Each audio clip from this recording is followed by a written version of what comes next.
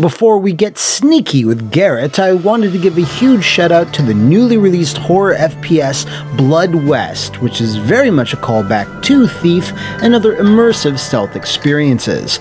The barren land has been overrun with cursed spirits and eldritch creatures, and to survive you'll need to explore and scavenge for an ever-growing arsenal as well as powerful perks you can bestow onto your undead gunslinger, as played by the legendary Stephen Russell. Blood West offers over 20 hours of tense stealth gameplay across 3 open maps where you creep through mountain passes, dark forests, and haunted ghost towns, all crammed with questlines, secrets, lore, and loot. This wicked tale of the Wild West has been rated as very positive on Steam with over 2,000 reviews, and now that it's out of early access, it's truly ready to take on the hordes of the undead. So check out the link in the description and pinned comment below if you're interested in purging the curse from the Great Frontier. Thanks again to Hyperstrange for the sponsorship. Without further ado, let's stealthily start the show. Hello and welcome to another shadow-clinging and spoon-stealing episode of What Happened, the investigative YouTube-style video show that's not afraid to snatch up the shiniest development tales from the pop culture industry. And our story today comes to us from that very special time just after the PlayStation 4 and Xbox One had released to quite a bit of excitement, well, the PS4 at least, only for the following months to be, let's just out and say it, a little dry and barren. Enter Eidos Montreal and Square Enix's Thief, which you'll be forgiven if you need a moment or two to remember, because even though it came out at a pretty auspicious time, it didn't make nearly the splash that the studio's previous game, Deus Ex Human Revolution, had previously managed. But why exactly did this occur? Well, for starters, there are a multitude of reasons as to why Garrett didn't make off with the big score, and we're going to be pointing out and examining each and every one with our grubby little fingers. So slip on your most inconspicuous leather bodysuit and grab your finest lockpick as we answer the question, what happened to Thief 2014?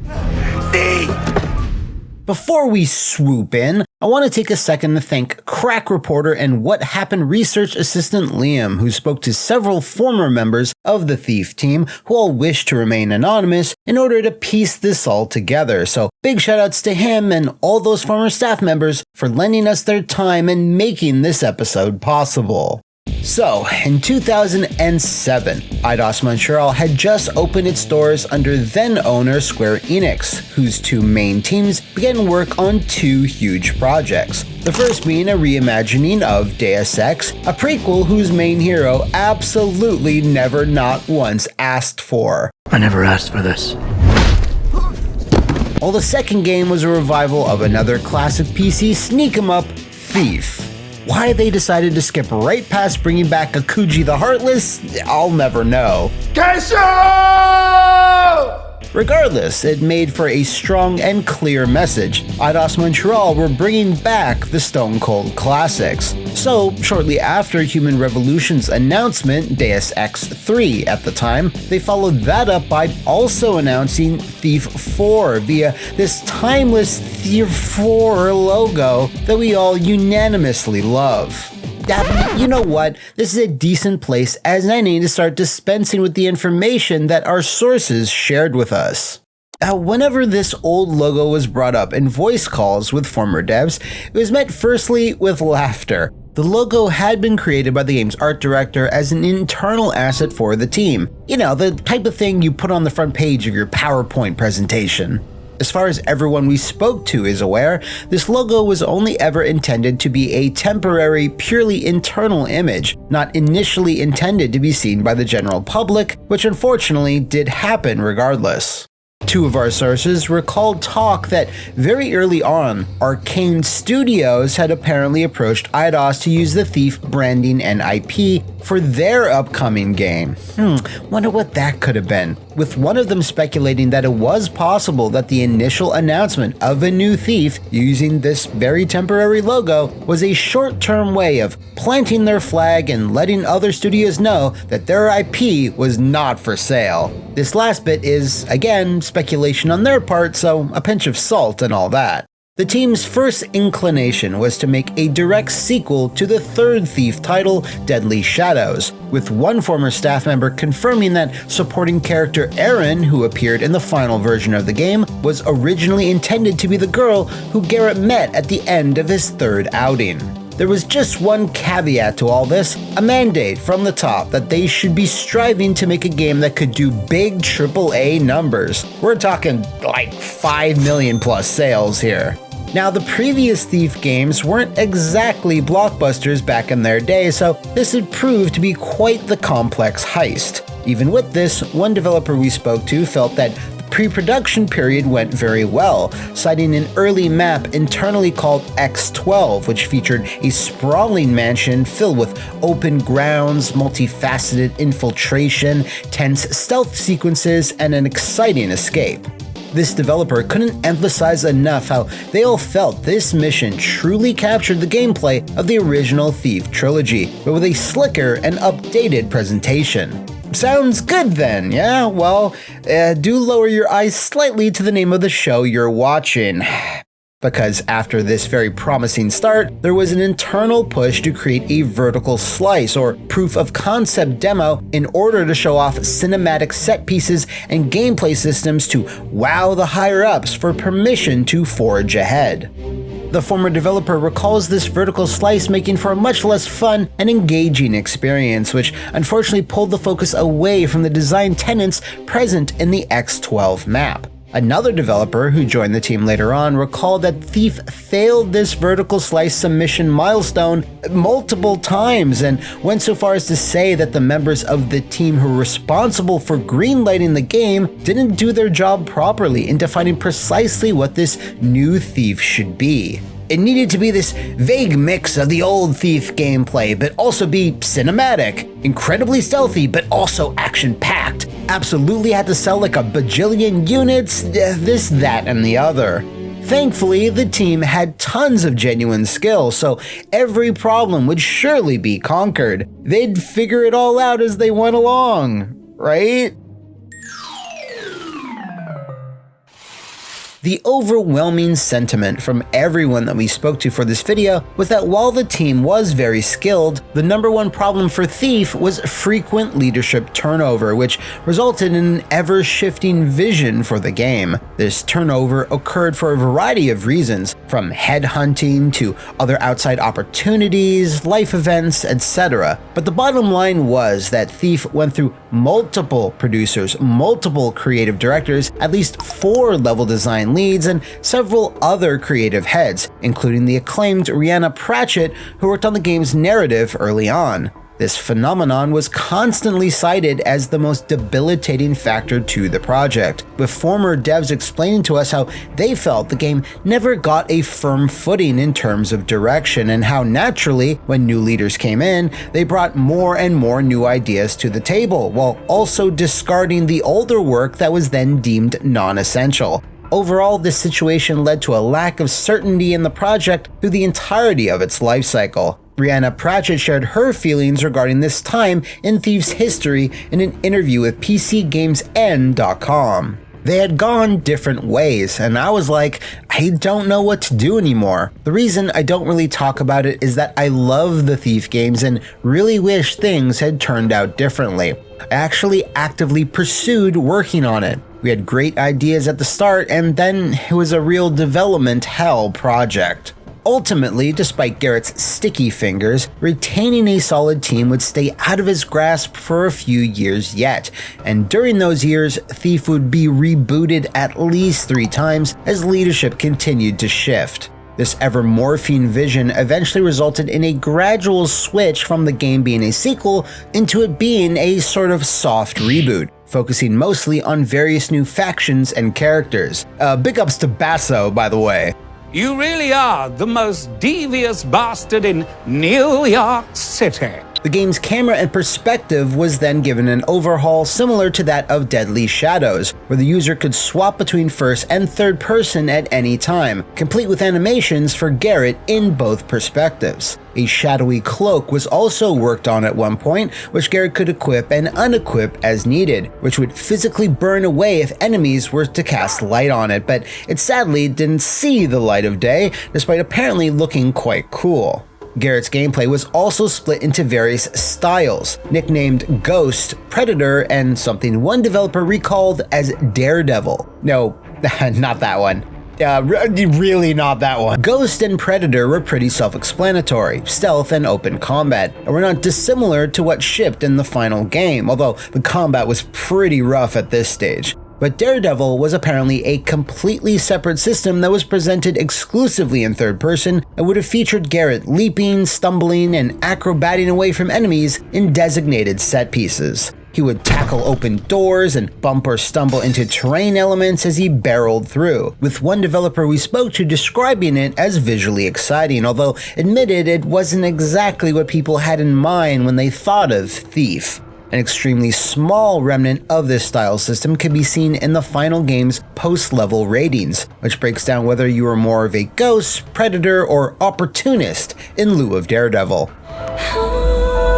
At least one dedicated staff member had been assigned to give Garrett full inverse kinematic-based wall climbing abilities, think Assassin's Creed, which would be presented exclusively in third person and be a core feature of navigation around the world. The system was apparently fully animated and honestly made sense as a way to broaden the game's appeal and give Garrett new abilities that made sense for his skill set, but sadly only appears in the final game in short climbing sections where you move along in a line without much thought. I personally recall seeing a third-person centric build running during my QA years at Eidos Montreal, as a new vertical slice was being prepared for approval by the higher-ups, but was also shared with other departments so they could see what the team was cooking, and I thought it looked pretty dang neat. One last big scrapped element I'd like to touch on before we forge ahead, a full-on co-op mode that had been worked on for several months. One former staff member described this co-op mode as, and this is his direct quote here, a clusterfuck. Players were intended to asynchronously help each other proceed through levels as they ran around and did thief stuff together. While some staff recalled it being fun, much like many of these systems though, it simply lacked a clear direction. Just another example of a lot of time and energy spent on something that would ultimately get Garrett no closer to his ever out of reach release date. As time went on and the team composition continued to change, there is one department that actually remained fairly constant during the whole ordeal, which was the art team. Say what you will about Thief, but the game's aesthetics and art style were convincingly dreary and dripping with detail. Various people we spoke to praised the art team for this consistency and high-quality execution on the characters and the world, even working through the criticisms that they received for their original design from some of Square Enix's Japanese staff who weren't fans of the gaunt build, black nail polish, and lack of a heroic look. A ton of cool material can be seen in the game's official art book, along with a lot of developer insight on the world they were crafting, which goes far beyond what was seen in the final game. Give it a read if you're a real taffer. Anyways, the Thief project was once again lacking central leadership, and with limited options available, the game's art director, who had thrived in this role since the beginning, was promoted to the overall director, a position which he maintained to the end of the project, but one that staff said he's sometimes struggled with, owing to his understandable lack of experience. Multiple people we spoke to were quick to maintain that even though game direction was not his forte, he really doesn't deserve any flack for the way the final version turned out. Despite all the issues, he gave it an earnest try, and besides, it was the studio and upper management's inability to hang on to the right people for the right job that put him in that unenviable position. As Thief's development began to stretch well past the successful launch of Deus Ex Human Revolution, its development situation continued to intensify. Multiple staffers we interviewed recalled the mood in the studio still being good overall. It was still struggling to find its footing for the second or third time, I think? I lost count. So at some point, a new producer by the name of Stéphane Roy was installed in the vacant role. Described by former co-workers as a closer, someone who specializes in getting things done, hell or high water, people had mixed opinions on him. Making tough calls was one thing, but some staff recalled him being somewhat aggressive and hard to work with at times. Stéphane certainly helped get the game out the door though, but a few of his calls seemed questionable. A specific story we heard was that the UI team had been instructed by him to create fake UI elements, including the infamous headshot 40 plus XP pop-up in order to make the E3 demo look flashier, despite the fact that the game was not going to support such an XP system. According to one source, these elements only existed for that demo and were purely smoke and mirrors with no systems actually wired to it. Stéphane was also apparently the one who made the final call to not work with Steven Russell, who up to that point had been the voice for Garrett, becoming synonymous with the role. However, the team wanted to motion capture the performance in addition to voice acting, and Steven was considered a bit too seasoned to handle both, so it was decided to go with a younger actor who, to be fair, did a fine job in the end. I don't kill without thought or good reason, and I don't get paid for it. Nonetheless, when this news eventually was made public on Eidos Montreal's now defunct blog, fans were, how should I say this, extremely pissed. In that blog post, there was mention of the fact that the team had worked with Steven early on, and we can indeed confirm that there was an early build that featured his performance, which has sadly never seen the light of day. While staff told us that they felt this decision was justified, others expressed that they felt it was a huge mistake to not have Mr. Russell on board, as they felt such an issue was the last thing Thief needed, when a contingent of players were already highly skeptical of the reboot. Aside from all that, there were still a ton of core elements that frankly were not where they needed to be. Combat had been an afterthought for a long while. The open world hub area, which had been planned from the beginning, was also fallen behind. The game's localization tools were unstable, and the studio's build pipeline was just not working. On top of it all, it was decided that Thief would also launch on both the upcoming PS4 and Xbox One, in addition to the 360, PS3, and PC, which, when combined with the looming release date, would result in the appearance of a friend we haven't seen in a while, the filthy scallywag Devious L. Crunchington. One developer recalls this hub city being something that was championed by younger, less experienced devs, who eventually got it in much better shape given the time they had left, introducing some novel new additions along the way. Sadly, due to the late implementation, loading times while navigating the world were still pretty frequent and egregiously long on the PS3 and 360. Combat was given an overhaul by a specific staff member who apparently took some inspiration from the 2009 Sherlock Holmes film, where Holmes would zero in on an enemy's weak point. Block his blind jab. Discombobulate. Porting to the PS4 and Xbox One did bring about some challenges though, as a staffer was extremely blunt about the Xbox side. Microsoft launched the Xbox One a year too early. The tools weren't ready, no profiler, no user interface. Everything had to be done on the command line. Research assistant and our reporter in the field, Liam, was also working on the Xbox One version at that time, and recalls many new mandatory compliance tests that were extremely befuddling and vague, with constant uncertainty about how you were even supposed to test the console's features, along with streams of developer chatter about how all of Microsoft's tools were either unclear or unfinished. It was a miracle that anything ever shipped at all in the Xbox One's early days, which gives me a hankering to explore the console in more detail in a future video. Anyway, despite the myriad of issues and an intense but not the worst wave of crunch the team had ever experienced, the morale was still surprisingly high, although more than one staffer recalled having to work through the Christmas holidays and a mounting pressure to wrap things up. Thief made a lot of strides in the last few months, and the team had formed a solid sense of camaraderie in the lead up to launch, but the overwhelming feeling was that management just wanted Thief out the door so they could get all hands on deck for the upcoming Deus Ex Mankind Divided. Thief eventually shipped after an arduous 5+ year development in late February of 2014, and while no meaningful public information exists on the game's overall sales, we do have some fuzzy recollections to share. While it didn't set any records and most certainly did not meet internal sales expectations, it did eventually manage to break even around the time that Mankind Divided released in 2016.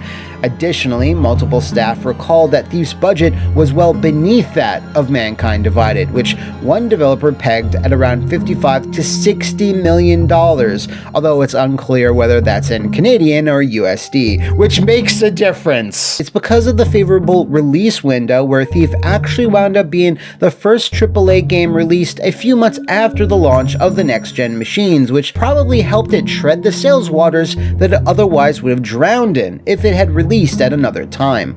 While this is speculation on our part, the Microsoft and Sony digital stores were just kind of emptier back then. Xbox, watch TV. TV. So it seems reasonable that a healthy percentage of gamers might have given Thief a try, despite getting some middling reviews. Oh right, the reviews! It's currently sitting at a 67 for the PS4 version and a mostly positive on Steam, so not close to the critical drubbing some might have been expecting.